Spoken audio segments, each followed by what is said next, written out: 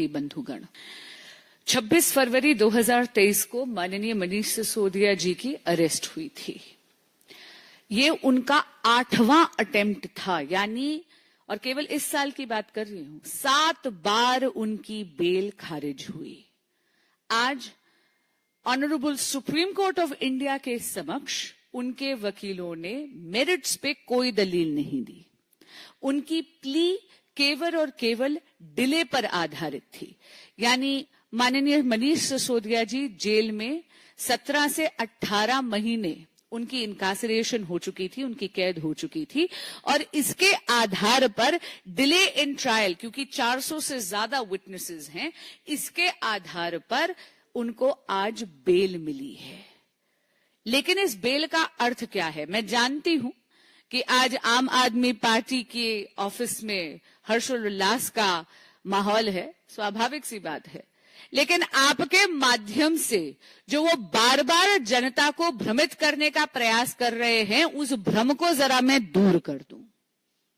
इसका अर्थ ये नहीं है कि सिसोदिया जी अपराध मुक्त हैं, वो अभी भी अभियुक्त हैं और उनकी जवाबदेही कोर्ट ऑफ लॉ में बनेगी दिल्ली की जनता के साथ विश्वासघात करने की। माननीय मनीष सिसोदिया जी ऐसे दिल्ली के शिक्षा मंत्री हैं जो दिल्ली की बच्चों को, दिल्ली की जेनरेशन को पाठशाला से मधुशाला तक ले जाने का पाप कर चुके हैं। आज जो बेल मिली है उसमें आप ये देखिए कि चार्जशीट में क्या क्या चीजें उनके खिलाफ हैं।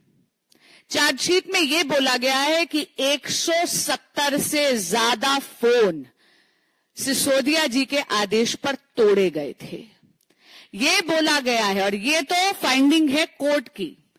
ट्रायल कोर्ट ने कहा कि लिकर स्कैम के वो प्राइमा फेसी आर्किटेक्ट हैं, यानी शिल्पकार हैं शराब घोटाले के।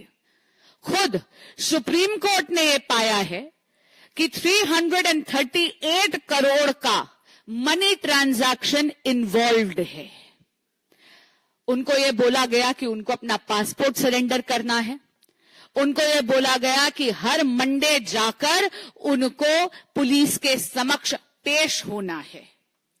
हां, इतना जरूर कहूंगी कि जब 17 महीने कैद में हो जाते हैं तो बेल मिलना बहुत स्वाभाविक बात है। इसका अर्थ कतई ही नहीं है कि वो अपराध मुक्त हैं। दिल्ली की जनता के साथ आम आदमी पार्टी की नेतृत्व ने, खुद माननीय मनीष सिसोदिया जी ने, माननीय मुख्यमंत्री अरविंद केजरीवाल जी ने घोटाले पे घोटाला करा है, विश्वासघात पर विश्वासघात करा है। शराब घोटाला तो एक लंबी श्रृंखला का केवल एक अंग है।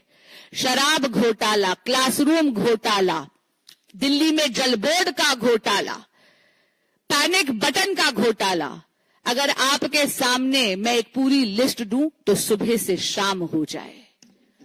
माननीय मनीष सिसोदिया जी को आज जो ये बेल मिली है, ये एक प्रोसीजरल ऑर्डर है।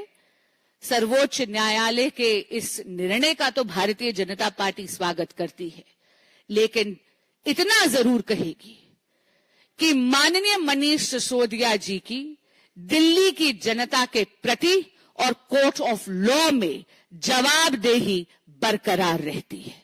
धन्यवाद। कोई क्वेश्चन हो तो आप ले सकते हैं। Avinash, India TV.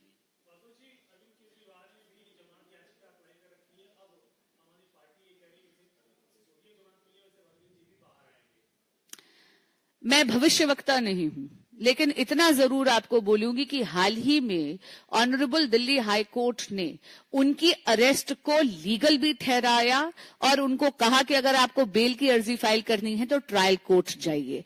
और ऑनरेबल दिल्ली हाई कोर्ट की जो ऑब्जर्वेशन थी वो ये थी कि इन्वेस्टिगेटिंग एजेंसीज के पास जस्टिफाइबल रीजंस हैं उनको अरेस्ट करने की। एक बात मैं आपको और इसमें जरूर कहना चाहूंगी, माननीय मुख्यमंत्री अरविंद केजरीवाल जी की ये जो हट है कि वो जेल से ही सरकार चलाएंगे, इसके कारण दिल्ली की जनता का अहित हो रहा है। दिल्ली में गवर्नेंस जीरो है, दिल्ली में एक कंप्लीट पॉलिसी पैरालिसिस हो रखा है। आपके माध्यम से ये जरूर कहना चाहूंगी माननीय मुख्यमंत्री अरविंद केजरीवाल जी को कि जब विभिन्न कचहरियों ने उनकी जमानत भी रिजेक्ट करी और ये भी कहा है कि उनकी अरेस्ट भी लीगल है, तो उनको नैतिकता के आधार पर रेजिग्नेशन देना चाहिए।